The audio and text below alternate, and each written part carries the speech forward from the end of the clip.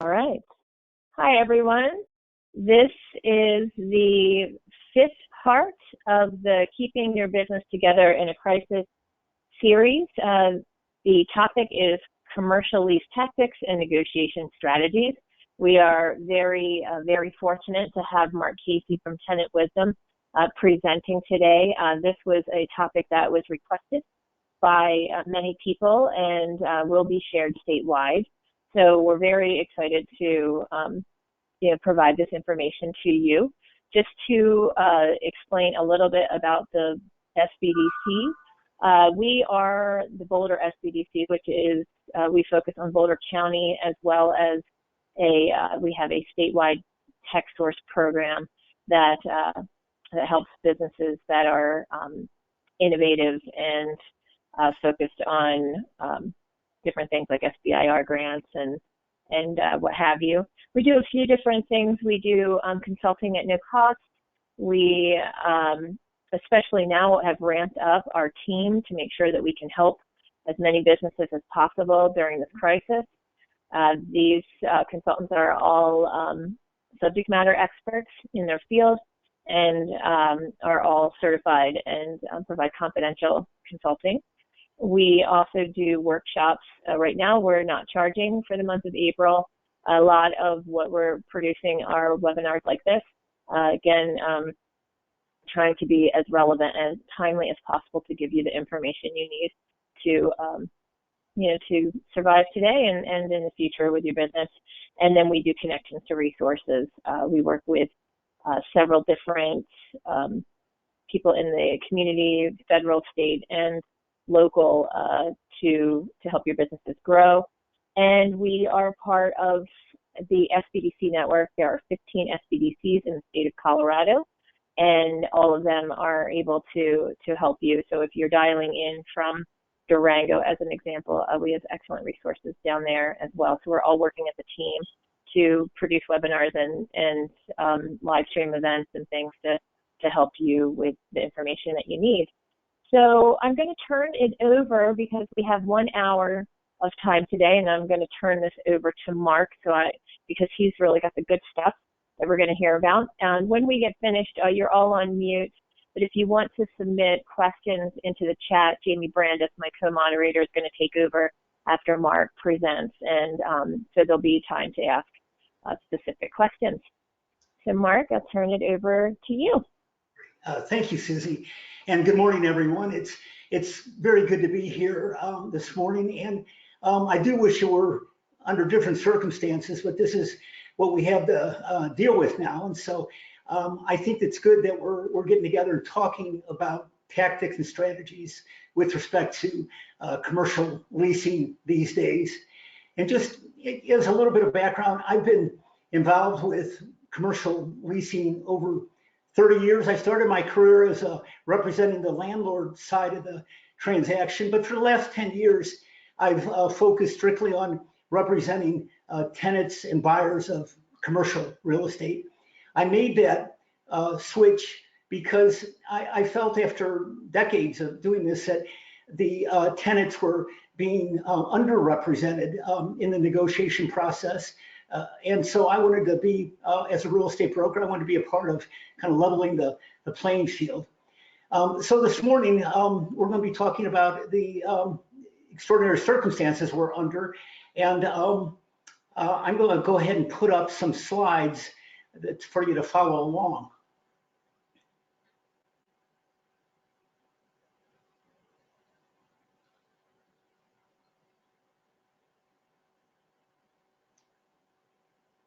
Okay, how's that, Jamie? Is that visible, Jamie? Yep, you're good. Is it still visible or not? Yes, you're good. Okay, great. So the topic, again, is strategies and tactics for dealing with your commercial real estate situation. And I'll first of all say that, everyone's situation is unique. So you have to take everything I say with a grain of salt, because I'm going to be, talking in terms of generalities. But I'd like to just start with a disclaimer that this is in no way intended to be legal advice, and commercial leases are highly legalistic agreements. So before you make any changes or decisions that affect your lease agreement from a legal standpoint, you will want to get good legal advice on that. Also, just in terms of looking at the environment we're in, to bring a little perspective to this, you know, in the 30 years I've been involved, I've gone through, you know, the S&L crisis, the, you know, .com blow up, and the number of typical recessions, the Great Recession. But I've never seen in my life anything quite like this. And so it got me to thinking a little bit. You know, I remember Mark Twain saying, you know, history doesn't repeat, but it does rhyme. And so I gave a little bit of thought to, you know, where have we been through other events like this? And, you know, if I look back over my ancestors, and my parents went through the Great Depression, my great-grandparents went through the Spanish flu, my great-great-grandparents were alive during the Civil War. So it does seem like these events, these big cyclic events, do seem to occur on somewhat of a repeatable basis every 80 to 90 years. And we're certainly in the midst of a big one right now. If there is a glimmer, not just a glimmer, but if there is something really positive about this, it's that after these big events, the ones that I mentioned, there have all been periods of recovery where things were actually better afterward. But in the short term, they were quite difficult for many people. And so the focus now, I think for most commercial tenants, needs to be on, you know, how do we get through this current situation that we're in. So while there are a number of programs out there that the SBDC has had webinars on, including relief under the CARES Act and the nonprofit like the Kiva group, I'm going to be talking more about private help, specifically, you know, coming from negotiated with your landlord. And so, you know, one of the, I'm hoping that some of the listeners perhaps have already gotten some help from their landlord. I've seen it everywhere from landlords saying they're not prepared to help, all the way to the most generous relief I've seen was from a landlord here on the Front Range who proactively, you know, went to their tenants and said, we're going to waive your or abate your base rent, not the operating expenses, but the base rent for 3 months, and tack those 3 months on the end of the lease. So you'll still be paying those additional 3 months, but it'll be at the end of the lease. And I didn't see any tenants who didn't accept that deal, because I think it's a good, generous one. The other, and in this case, the landlord proactively offered that to their tenants. But if that's not being offered, that can be something to begin a conversation with your landlord. Another approach to dealing with this is we call lease recasting. So you've got a lease agreement, and by mutual agreement, it can be renegotiated. And so you might say, well, why would the landlord want to do that? Well, the landlord has an interest in having viable tenants as well. So particularly if you're toward the end of your lease agreement, let's say you've got a year or two left on the lease, and you're thinking would like to renew that lease, there's an opportunity to recast that or restructure that so that you come up with maybe some rental abatement or a lower blended rate and extend the lease out. You win as a tenant by getting some rent relief now. The landlord wins by getting a renewed and extended lease agreement. So that's a second approach. A third approach is that most of us know about. It's subleasing, assignment, and co-tenancy. Subleasing typically being where you're still primarily on the lease and collecting the rent very often and then paying the landlord the rent you owe. The assignment would be the situation where the lease actually, by agreement with the landlord, gets assigned to the landlord and you step out of it. If you're able to do that very often, that's one of the cleanest ways to wrap things up. The third approach is co-tenancy, where you actually bring in, let's say it's office space and you've got some workstations that are available. You bring people in to occupy that. Again, it works for some companies and not for others, but it's almost like creating your own co-working situation. And again, you need to look at your lease agreement and see if that in any way, if there are restrictions to that. And there are ways that you can, get the word out for that type of arrangement.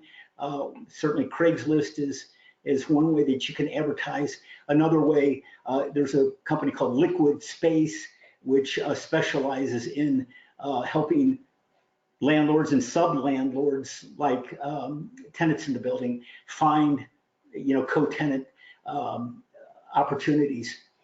The fifth one, or the fourth one listed there, is where you actually, maybe you've gotten to the point where for whatever reason, given the maturity of your business or the severity of the situation, it doesn't make sense to continue on in the current lease. And so looking at a buyout, where you actually negotiate a buyout of your current lease with the landlord and wrap things up. Again, you want to have that carefully reviewed and worked out with the assistance of your real estate attorney. The other one in purchases, purchases can take a couple of forms there. One is that you sell your business to someone else and they take over the lease that way. Or if you're in the position, there are landlords and there'll be purchase opportunities of space that we haven't seen for many years. So there may be opportunities for you actually to purchase the space that you're in. It all depends on the particular situation, and if you're in a single tenant building, it's going to be easier than if it's a multi-tenant building. Mark, it looks like your slides aren't advancing. Okay. Okay. Yeah. Has this one advanced yet right now? No, we're still on the first one. Okay. Let's see here. All right. I'm going to go, let's try. There we go. They're moving now. Okay, great. So I referenced from a strategic standpoint a book called Getting to Yes. It was written in the early 80s, and I still think it's one of the best books on negotiation. It's a short book that you can easily get through, but I want to talk about some principles here that are very valid to the negotiation process with your landlord. And one is separate the people from the problem. And this is sometimes not an easy thing to do, particularly if you feel like you're not getting anywhere with the person you're dealing with who's representing the landlord. But to the degree that you can separate the personality from the problem at hand, that's going to be helpful in the situation. And to focus on interest, particularly mutual interests that you've got, as opposed to firm positions. And in the negotiation, invite and insist actually that the focus becomes it goes back and you look at what your mutual interests are in this situation, and not just in fixed positions. Certainly during times like this, it's understandable that emotions come up, and to the degree that you can manage those emotions so you're not hijacked by them, that's going to help in the process. And even if you're not getting where you'd like to get with your landlord, expressing appreciation and is a way to keep a positive spin on things, and to keep it in a positive mode of moving forward. The last one I list there it's called know your BATNA. BATNA is a term that the authors use for best alternative to a negotiated agreement. Basically, that's your plan B. That's your best plan B if you can't work something out with the landlord. And so by knowing what the best alternative to a negotiated agreement with your landlord is, that will allow you to know how far you can go. And your landlord likely has their own best alternative to a negotiated agreement. And to the degree that those overlap, or the zone of opportunity for working out an agreement. So knowing what's your best alternative to working out something with your current landlord is going to be very valuable to you in the negotiation. Now, there's a number of leverage points that you've got with respect to the lease. And of course, these are leverage points that can be used to the degree that your landlord is willing to cooperate with you. But it's good to review them, because you might not have thought of some of these, and your landlord, frankly, might not have thought of some of these. But I will review these. They include one of the obvious things that I talked about was, either a temporary reprieve on the base rent, or a base rent reduction. And again, you might say, why would the landlord be willing to do that? Well, if the landlord realizes we're in a different world right now, and that for his tenants, his customers, to make it through this, there's going to have to be adjustments to the rent. They may be very open to having those conversations, keeping in mind that if the landlord loses you as a tenant, they're potentially going to have a period of no rent coming in on that space. And if they've got to find a new tenant, they likely will have both interruption in the rent, as well as perhaps additional tenant improvements, brokerage commissions they've got to put into it. So there's a lot of reasons why a landlord, it is in their interest to keep you in there, even if that includes a base rent reduction. Another is a change in the escalations on the base rent. Escalations over the last years in this marketplace have typically, on a triple net lease, have typically been 3% or so, anywhere from 2%, or I've seen as high as 4%. But in a time that we had up until the beginning of this crisis, those types of rental escalations tended to work because businesses were able to continue to grow and gently, increase their prices to their customers. And so annual rental escalations made sense. In this type of environment, it's a very different environment for most businesses, where we're not seeing the opportunity for tenants to pass on increases. We're having the opposite. We're having, very often tenants having to, cut prices in order to stay in business. So, there is a legitimate reason for those rental escalations to go on further, or I should say to be modified. And the other thing going on, that this is a time, while again a lot of landlords are feeling pain, one of the areas where they are getting relief very often is that interest rates, mortgage rates, are low and have gone lower here recently. And some of their lenders are, offering breaks to them in terms of reducing their interest payments so that they can pass that on to their tenants. And so it is a legitimate question to in these conversations to ask your landlord if they're getting any relief from their lender, or have they even had that conversation with their lender, because that's one area where they could potentially pass on some savings to you. The other area is relief on the triple net expenses. You know, we've seen a lot of big, particularly in Boulder County, some very big increases in those triple net expenses over the last few years, driven primarily by increases in taxes.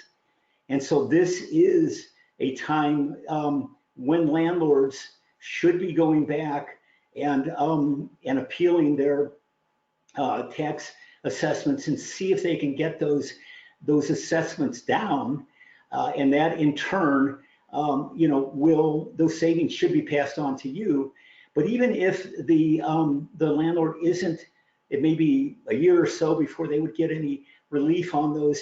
It's not too early to have those conversations to see if the landlord can give some break on those operating expenses under these circumstances. The other item to be talking about is term adjustments, either longer or shorter.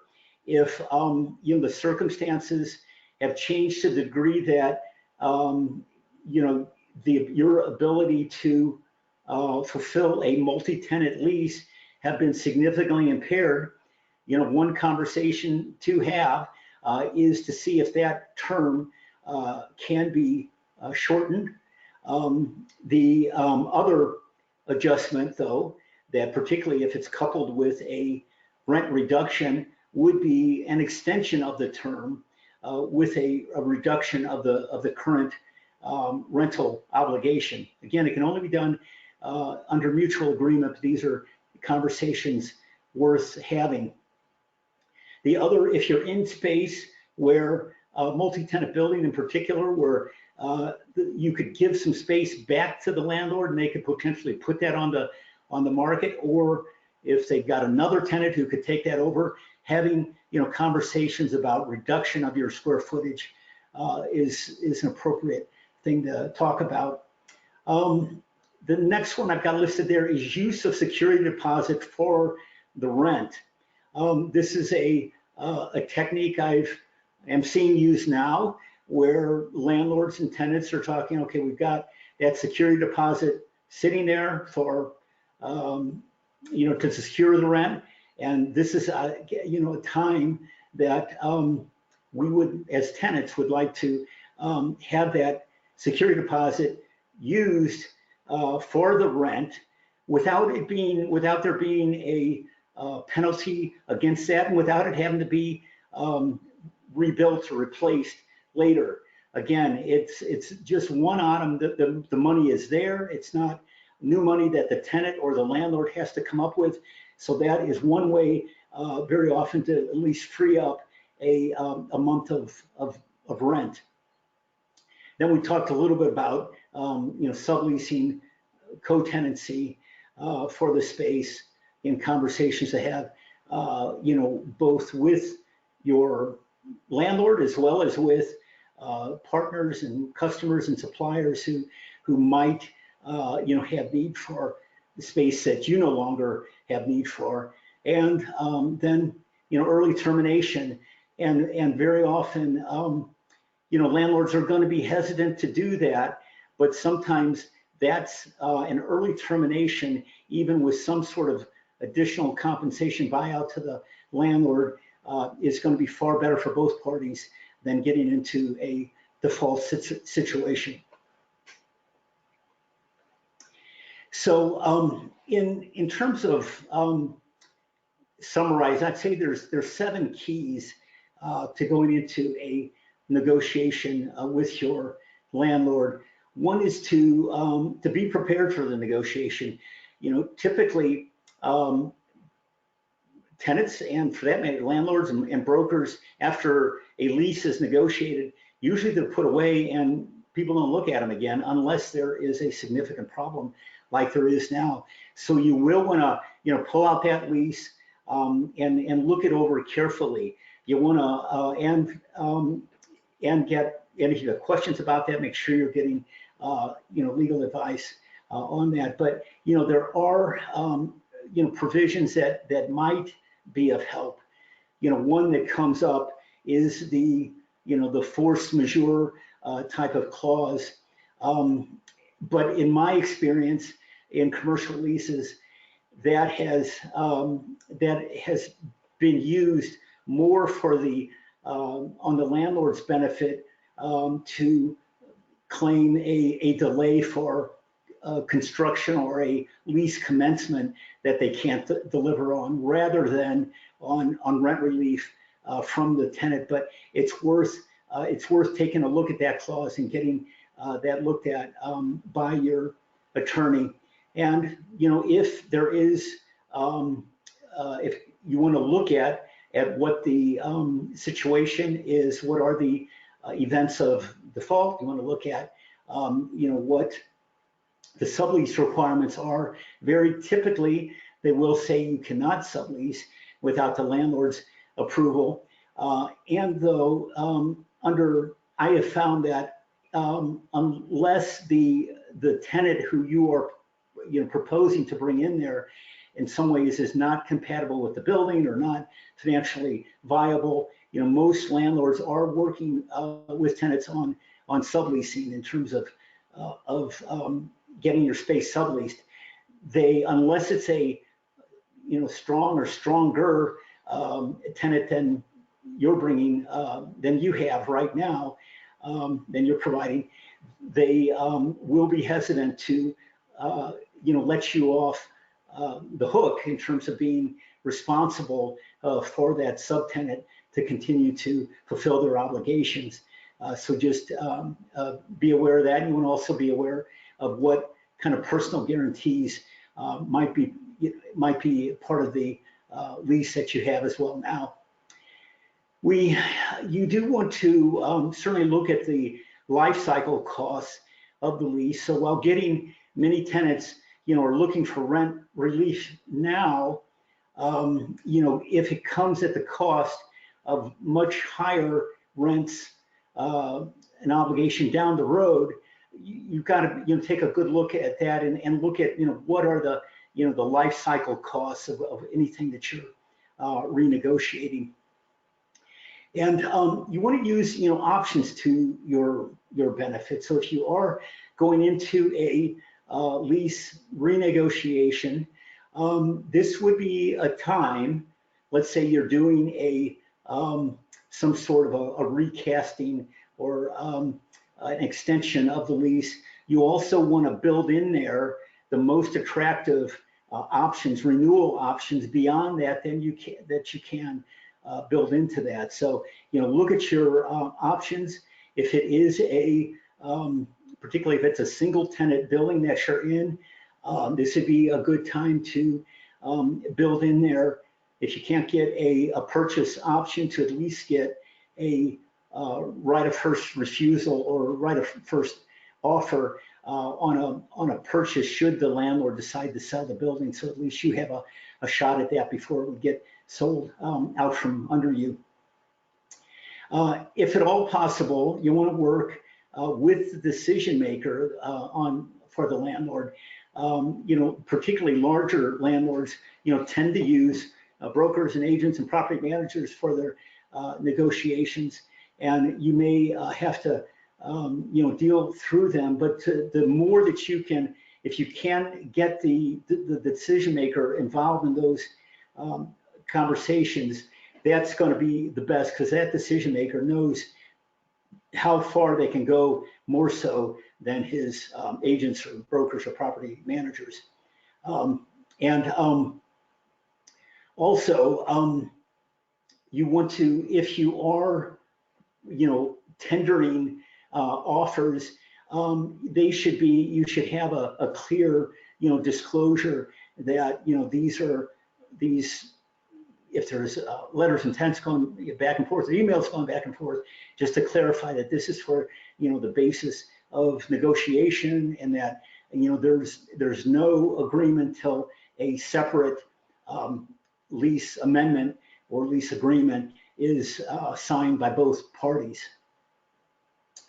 And be sure to know who's representing whom. Generally, if you are dealing with the landlord, a landlord's broker or their property manager, they are likely an agent of the landlord. They might be in a transaction brokerage relationship, which is more of a facilitator. But you want to get clarity on who the fiduciary responsibility is to the person you're talking with, you're negotiating with.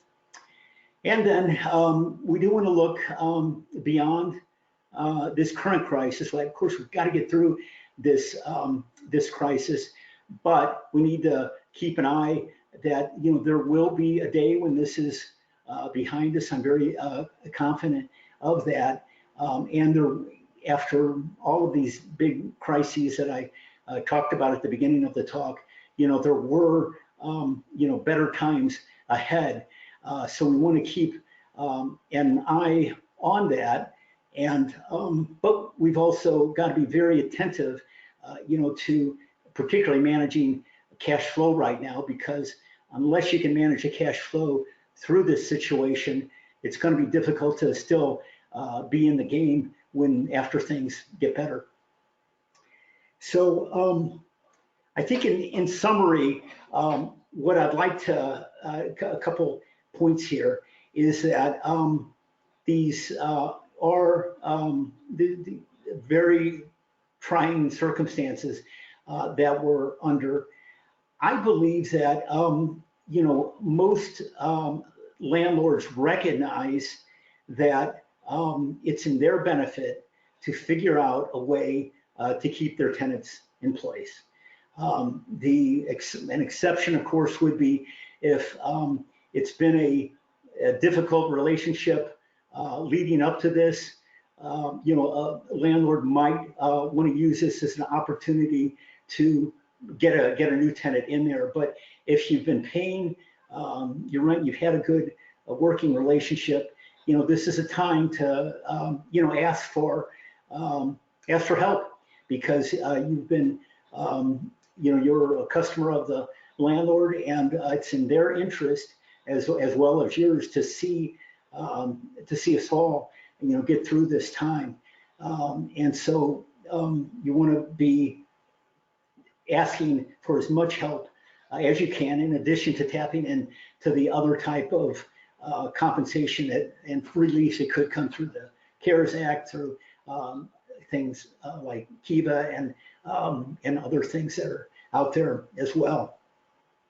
You'll want to be clear with them that in any talks or certainly any written correspondence going back and forth, that it's for negotiation purposes, that there's no agreement till there's a separate agreement executed by both parties, and you want to get legal advice before finalizing anything. So I think we're at a good pausing time here to open it up for questions. And so I'm going to go ahead and exit out of this, stop the screen share. How we doing here? And open it up. Doing good, Mark. Good. Yep, we're good. So if you have any questions, please enter them into the chat bar at the bottom. We do have a couple that have come in. So one is about negotiating with municipalities. So if you're, if you have a lease with a city, does that look different from how any of these other negotiations would go? Wow, okay. Let me see if I understand the question. So it sounds like that question, is that coming from a tenant where the municipality is a landlord? Do I have that correct? Yes. Okay. So I could see, yes. So, there are municipalities, and, my expertise is on commercial leasing, not residential. So I'm going to keep it to the commercial. But there are there are situations in which municipalities, very often they are tenants, but sometimes they are landlords having space to offer, particularly if it's been, some kind of a project that they've been involved with the financing of. But I would say that most of what we're talking about does apply here, with the exception they might have, more leeway than a private landlord in that situation. So I would again, open up the conversation to and to talk about, what kind of relief, may be available coming from the municipality. There are also, we've got both in Boulder and Longmont, private economic development groups, which are worth reaching out to as well, because very often they have, pretty close relationships with the municipalities and might be able to help in that conversation. Great. So there is a question, this might be too legal for you, but it's kind of a specific case of a salon owner, and they're wondering if there are specific common law tenant remedies, since, it's a business that has been shut down for even being able to be in the space, and it can't be used for what it was explicitly intended to be used for. So I guess any insights there? Okay, sure. And first, those are very tough situations, particularly with a personal services situation like that. There is some, there's a couple of things that need to be looked at. One is, going to the, lease agreement itself, which does, address those things. And then there is a body of, statutory laws which have to do with giving notice and time to cure and eviction and those kind of things. Plus, and Governor Polis, has asked, for cooperation from both sides during this time to get through this.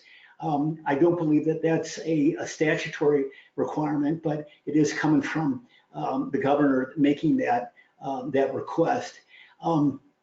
So I think that in order to get a real clear read on that, I do think you're going to need to get some legal advice from a real estate attorney if your landlord is unwilling to cooperate with you on this.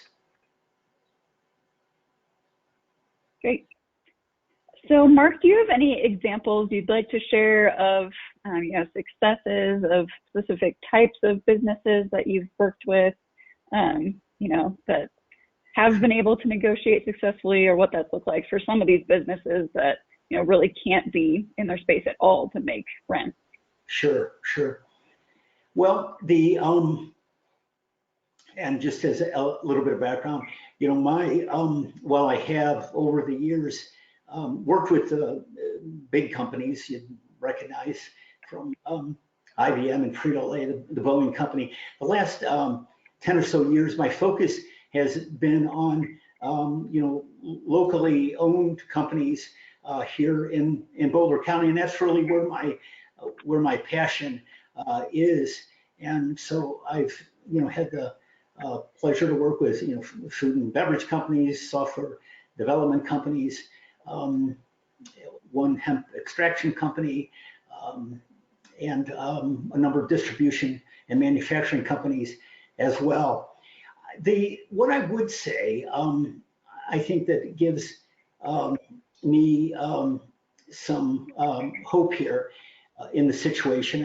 I'll think of an example too, but what I've found is that to continue the conversation and with tenants getting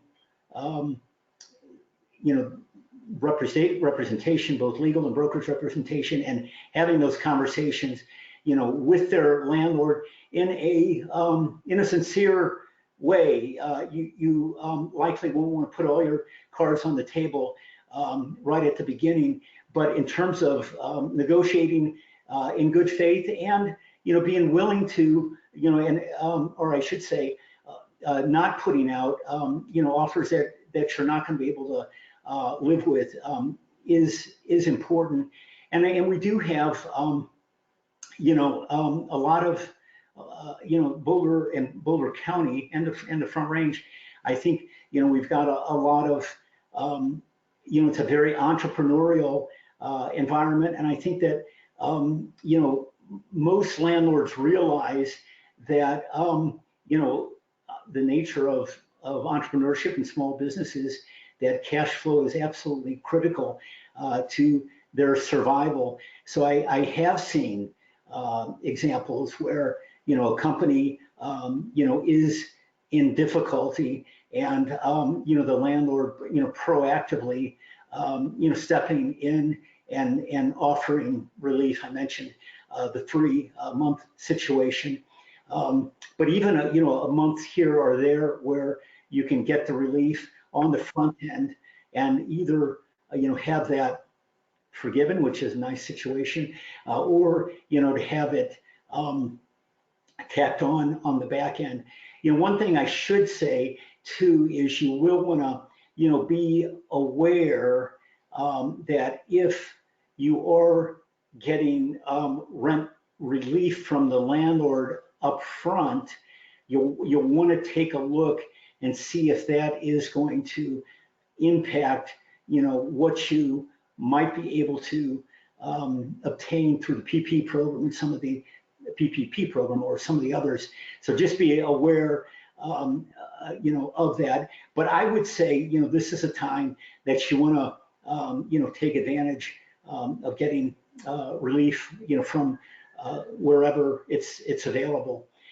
The in terms of other things I've seen, particularly is on the space sharing end of things, where people have an architect here in town I know who has some workspaces that they couldn't use, and who are now offering those workspaces on a monthly basis, kind of their own co-working situation, to help them through these times. So I'm seeing a lot of creativity coming up in those kind of situations. And I've also seen, where people have, significantly looked at, shifting their business model. And, that takes a lot of courage during times like this, but, where they've come to the conclusion that this isn't just a temporary impact, but they've got to, look at, a whole new way of recreating their business and themselves as entrepreneurs. So I think that's one of the areas where, Colorado in particular, because, we are as entrepreneurial, as a community, that, we have companies who are looking at ways to, recreate themselves and move on beyond these times. Great. So when negotiating, do you have any insight into what a reasonable percentage request would be for a base rent reduction? Yeah. Well, the greatest, I've seen is, the 3 months of base rental abatement. And so, well, I'd be open to, I'd love to hear about even bigger ones, and I have seen, back in earlier markets where we had, a glut of office space in particular, seeing, even 6 months of rental relief in the negotiation of a new lease was not uncommon. So, I think, asking, for some, abatement on the front end and then maybe stepping it up over the next several months is a place to begin the negotiations. But so much is going to depend upon, the landlord's situation, your situation, and the nature of your business. There are some businesses that, have are impacted, far more than others. And so I think you have to take a realistic view at, what it's going to take for you as a tenant to get through this, and to put some conservatism in that, and to be willing to sit down and have those kind of conversations, with the landlord, and see if you can, get, again, some strong relief right on the front end, and then maybe stepping it back up to where you were over the next few months. So that's where I would be looking at it. But and the other part, though, of course, that you want to be looking at, I'm expecting that there's going to be a lot of sublease space coming to the market. So being able to, be knowledgeable, about what else is out there, so you have a benchmark in terms of what you're asking for. That, okay, that's what the situation was when we negotiated the lease, but it's a different situation now. You still have that lease agreement, but being able to have that data to review it with the landlord is going to strengthen your position in the negotiations. Okay, that's really helpful. Kind of goes into another question we had, which was, does it help in the negotiation to be able to show the landlord a financial plan to demonstrate your business viability and your plan for moving forward from this? I would say absolutely, and that's where if you don't have that expertise yourself, I would look at the different sources for getting some help, either from your CPA or bookkeeper, or other advisors who can help you put together that plan.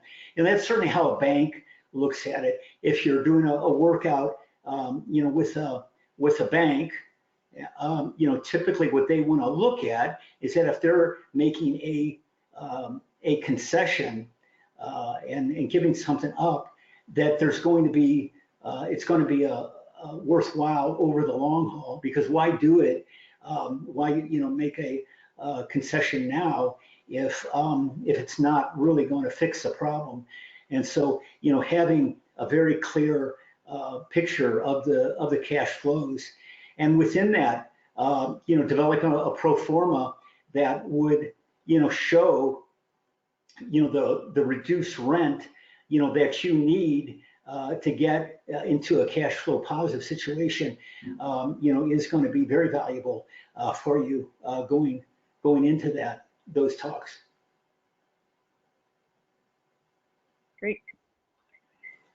So then another question is, if we didn't talk to the landlord before and we're not able to make the April payment, is it still possible to negotiate? Absolutely. So, if you've fallen behind, you want to be having communications with the landlord, and basically that would be to let them know a direct face-to-face conversation is the best. If you can't do that, phone or email, just to let them know that you have not been able to make, let's say, the April rent. You're working to to develop a plan for moving forward, and to ask that at least there be a reprieve in terms of any eviction action until you've been able to work out a plan for moving forward. So you do want to have that communication. It's more difficult if, if your landlord is, a big real estate investment trust at a big, shopping center. It's going to be, more difficult to, you're dealing more with an institution there, and they may have a much more institutional approach to the whole thing.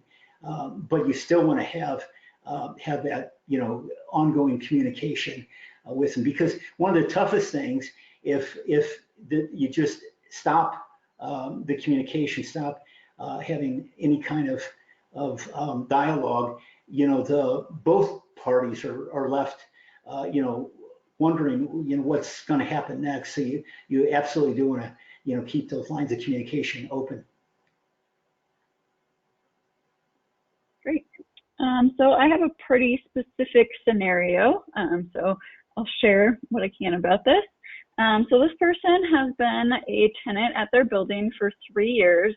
They've always been a month ahead in paying rent. They just signed their annual lease on March 1st, and they've already paid through May 1st, but they've been out of the building since mid-March. They're not sure if the retail business can survive because it's reliant on the public coming in. They also haven't been granted the federal funds through EIDL or PPP. So they're wondering if there are any legal rights to get out of that lease at this point, or any advice you might have for that scenario. Okay. Well, it sounds like you've been a very good tenant over the years, and hopefully you've got some goodwill you've generated there that's going to be of value to you. I would take a look at the lease agreement. In particular, if there is, I would be looking at and see if there's anything in there around act of God or force majeure that might come to benefit you. Those are pretty technical terms that are going to require you to get some legal interpretation there. So I would consult it'd be worth an hour of your attorney's time to advise you on that. But that would be probably the best hope there. Second to that, would be again appealing to the goodwill that you've generated, particularly in just recently renewing, and because this is something that very few people could have ever seen this thing coming. And again, it's in both landlord's interest and your interest, that your business is a going concern. In one approach, if they don't want to just, abate the rent now, one approach might be to provide some relief on the front end, let's say, 3 months, and on the back end, an extension of the rent where they would pick it up later. That's just something you'll have to, begin those conversations with.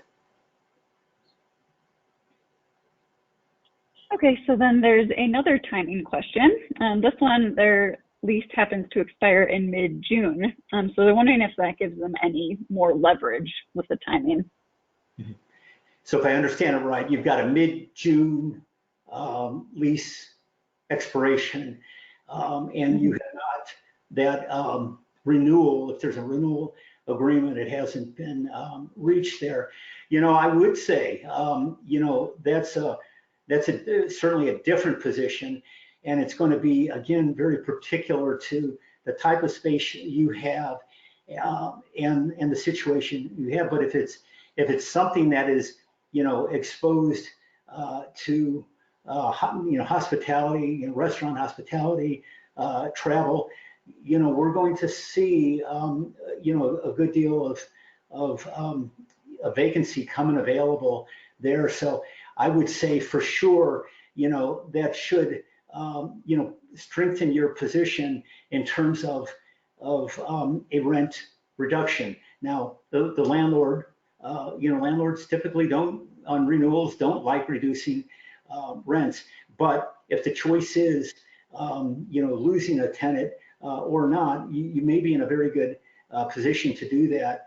But you also, probably, we talked about the best alternative to a negotiated agreement.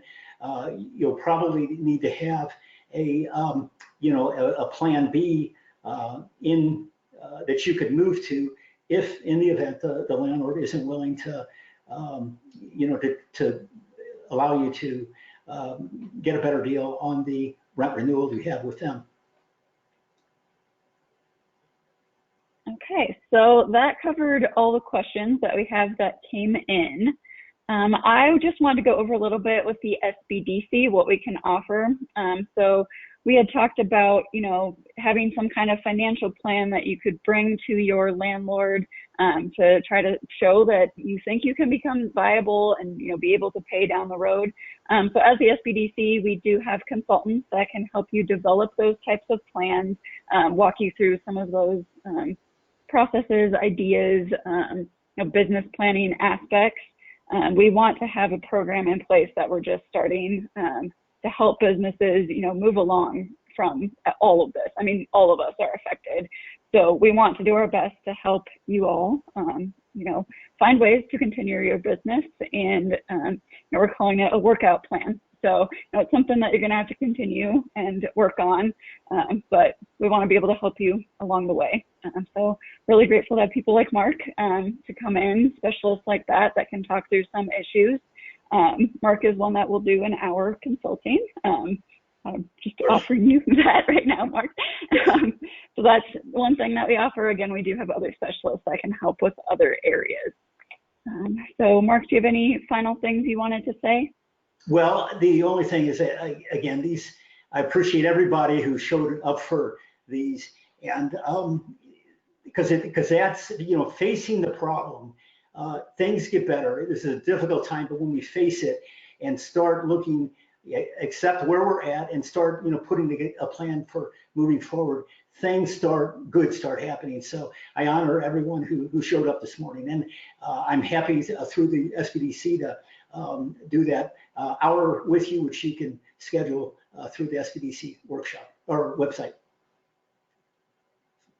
Fantastic. And if you do want to sign up for consulting with us, it is on our website, bouldersbdc.com. There's a tab at the top that says consulting. So you're welcome to fill out the paperwork there. It's pretty quick. If you aren't located in Boulder, there are 15 centers around the state, like Susie mentioned.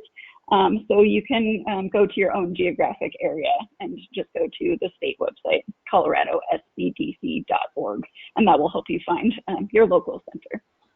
So Susie, do you have any closing things you want to say? No, I think you did a great job. You said everything that I had written down. And Mark, I didn't get to use my 5 minutes little sign that I made for you. So thank you so much, Mark. And Jeannie, it's always good to do these with you. So thanks, everybody. I think that we're going to end just a couple of minutes early, and that's not a bad thing. Yeah, thank you. Great. Thank you all. Bye-bye.